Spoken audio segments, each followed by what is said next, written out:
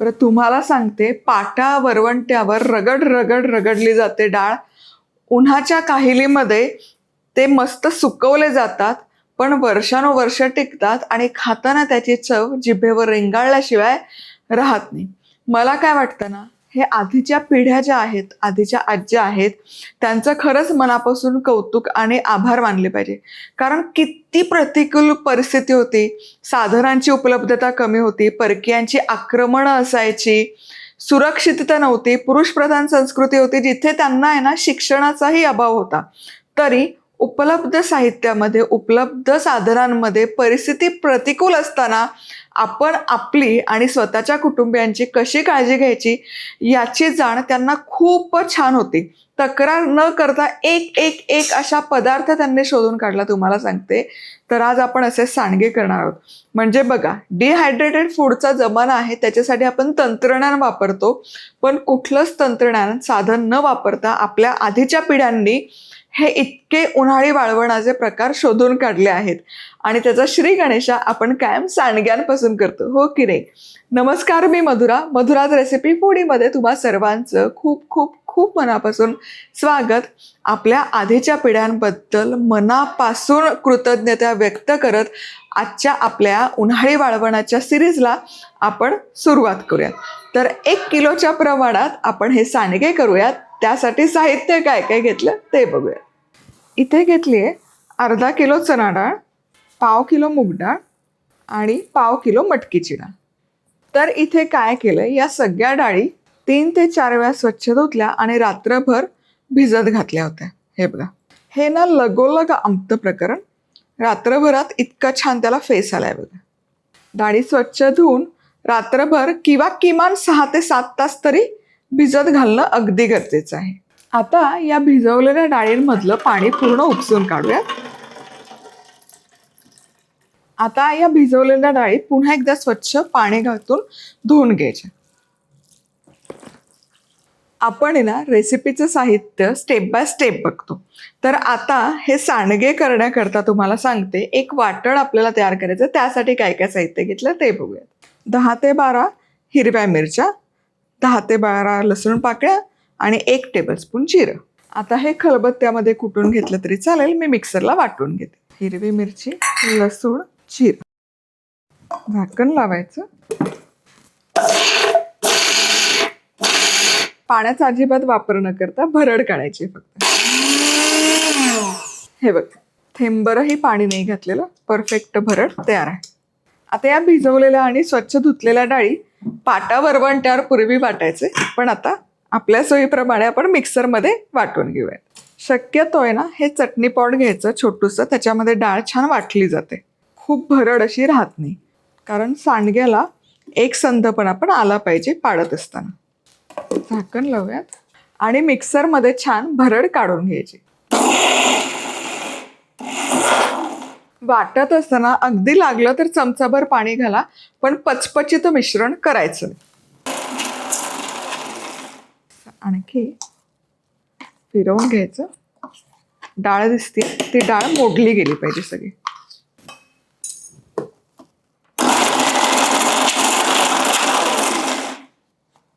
हे बघा, व्यवस्थित झालंय.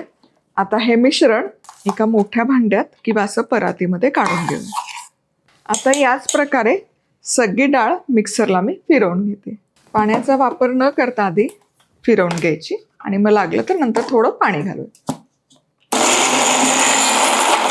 पुढची बॅच पण तयार आहे बघा. पाणी खूप नकोय आपल्याला या सांडग्यांच्या मिश्रणात. चला, इथे डाळी सगळ्या वाटून झालेल्या आहेत आणि पचपचित ठेवायचं नाही. पुन्हा सांगते, खूप ओलसर मिश्रण करू नका, नाहीतर काय होतं, सांडगे हवे तसे तोडता येत नाहीत. आता त्या मिश्रणामध्ये आणखी काय काय मसाले घालायचे हे बघूयात. 1 वाटी बारीक चिरलेली कोथिंबीर, 1 टेबलस्पून धनेपूड, 1 टेबलस्पून लाल तिखट, अर्धा चमचा हळद, पाव चमचा हिंग, 1 टेबलस्पून मीठ. आणि यासोबतच आपण लसूण, मिरची आणि जिऱ्याचं जे वाटण तयार केलं तेही यामध्ये घालणार आहोत. तर आता सगळ्यात आधी लाल तिखट, धनेपूड, हिंग, कोथिंबीर, हळद आणि हा सगळा ठेचा, यासोबतच मीठ. आता हे सगळं व्यवस्थित कालवून घ्यायचं, एकजीव करायचं. चला, आता हे मिश्रण आपलं छान तयार झालं. सांडगे तोडूयात. आता तुम्ही पाटावर सांडगे तोडू शकता, एखादं पॉलिथिनवर तोडू शकता. पण होतं काय सांगतं, माझं घर आहे पूर्वमुखी, त्यामुळे ऊन जे असतं ना इथे दुपारपर्यंत असतं. त्यामुळे हे मला सगळं परत टेरेसवर नेऊन ठेवावं लागतं. त्यामुळे मी थाळे घेतलेत, सोपं पडतं. पाट किंवा थाळ्यांचा वापर तुम्ही करू शकता. थोडं तेल स्प्रे करते म्हणजे सांडगे निघायला सोपं पडतं. चला, आता हे बघा, हे असं हातामध्ये मिश्रण घ्यायचं आणि लहान लहान सांडगे तोडायचे. पूर्वीच्या काळी आहे ना, प्रत्येक शुभ कार्याची सुरुवात सांडगे तोडून व्हायची. मुंज असो, लग्न असो आणि उन्हाळी वाळवणाची सुरुवात देखील. आता काही जण अगदी नाजूक घालतात, पण आमच्याकडे बऱ्यापैकी मोठे मोठे आवडतात म्हणून मी जरा मोठेच घालते. आणि याची सुरुवात देखील 5 पांडव घालून करतात. आता ही झाली ना आपली पारंपरिक पद्धत. पण आजकाल बऱ्यापैकी महिला ऑफिसला जातात, घर सांभाळतात, मुलं सांभाळतात. मग त्यांना असं हाताने सांडगे तोडत बसणं थोडं कठीण जातं. मग काय करायचं तेही बघूयात आपण. अगदी सोपी पद्धत मी तुम्हाला दाखवते सांडगे तोडायची. 1 ताटलीभर हाताने सांडगे मी तोडून घेतले आहेत. आता सोपी पद्धत, एखादी अशी पायपिंग बॅग घ्या किंवा कुठलीही पॉलिथिनची बॅग घ्या. दुधाची पिशवी घेतली तरी चालेल आणि त्याने फक्त हे सांडगे पाईप करायचे. हे बघ, याने पण हे पटपट पटपट होतं बघा. सांडगे एकदम पटापट तोडून होतात आणि वेळही वाचतो, हातही दुखत नाही आणि दिसायलाही अगदी नाजूक आणि एकसारखे होतात. बरं, तुमच्या सोयीप्रमाणे करा. हेच बरोबर, हे चूक असं अजिबात काही नाही. तुमच्या सवडीप्रमाणे हाताने तोडता आले तोडा. नाही बाबा तेवढा वेळ आमच्याकडे किंवा हात दुखतात, कारण जसं प्रौढ व्हायला लागतो तशी एक दुखणी पण मागे लागतात. मग त्यावेळेस तुम्ही हे पण मेथड तुम्ही फॉलो करू शकता. पायपिंग बॅग, प्लॅस्टिक नसेल वापरायचं तर सरळ सोऱ्या घ्या. आपण चकली करतो त्यातली ती गाठी शेवची जी प्लेट असते, अटॅचमेंट असते, ती वापरली तरी चालेल. त्याने हे सांडगे छान पडतात पटपट. चला, सांडगे इथे पाडून तयार आहेत. आता हे उन्हामध्ये ठेवायचे. 2 दिवसात कडकडीत उन्हामध्ये ठेवले तर व्यवस्थित वाळतात, तुम्हाला सांगते. 1 दिवस पूर्ण असे सुकवून घ्यायचे, दुसऱ्या दिवशी उलटवायचे आणि कडकडीत उन्हामध्ये ठेवायचे. चला, सांडगे इथे तयार आहेत. तर मस्त 1 किलोच्या डाळींच्या प्रमाणातले सांडगे तयार आहेत. हे हवाबंद डब्यामध्ये तुम्ही स्टोअर करून ठेवू शकता. वर्षभर छान टिकतात, अजिबात त्याला जाळी आळी लागत नाही.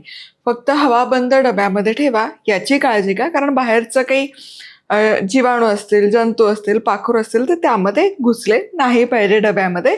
त्यामुळे हवं तर तुम्ही त्याला दादरा बांधा किंवा व्यवस्थित जे एअरटाईट कंटेनर असतात त्यामध्ये भरा.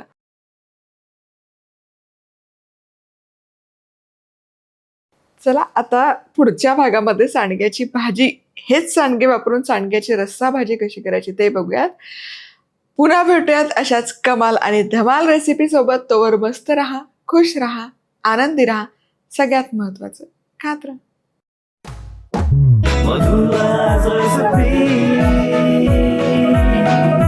मधुराज रेसिपी, महाराष्ट्राची अस्सल चव.